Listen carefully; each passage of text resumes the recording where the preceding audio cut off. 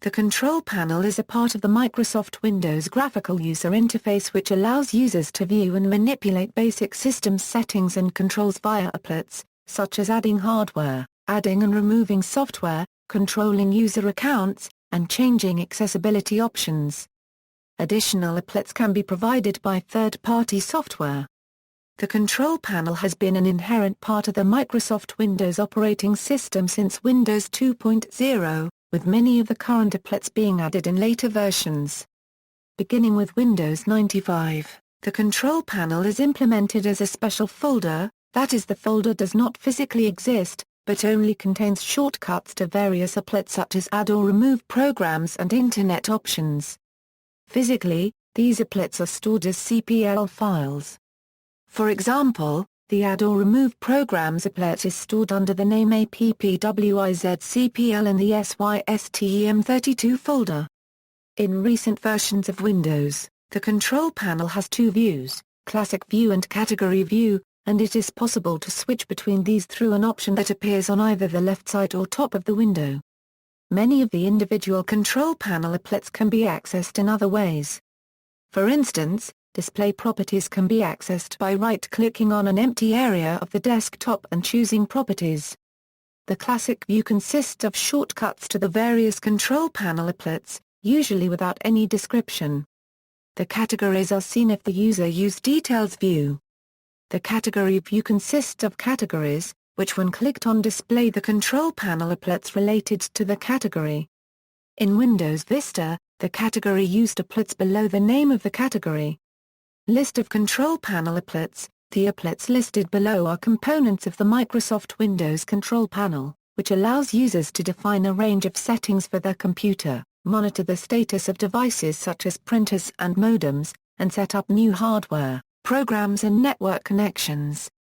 Each applet is stored individually as a separate file, folder or DLL, the locations of which are stored in the registry under the following keys: hklm/software/Microsoft/current version/control panel/CPLS. This contains the string format locations of all CPL files on the hard drive used within the control panel.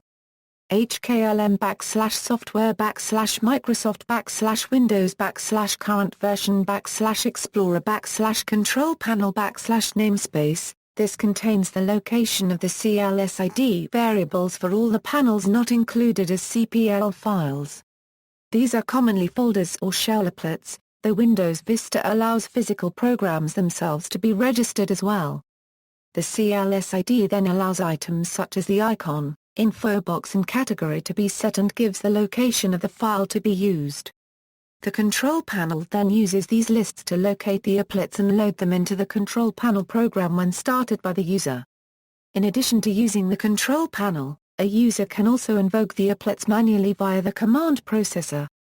For instance, the syntax control-x-inetcpl, or control-x/name Microsoft Internet options will run the Internet Properties applet in Windows XP or Vista respectively. While both syntax examples are accepted on Windows Vista, only the former one is accepted on Windows XP.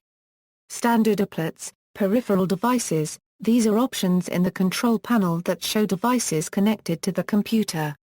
They do not actually offer a direct interface to control these devices, but rather offer basic tasks such as removal procedures and links to wizards.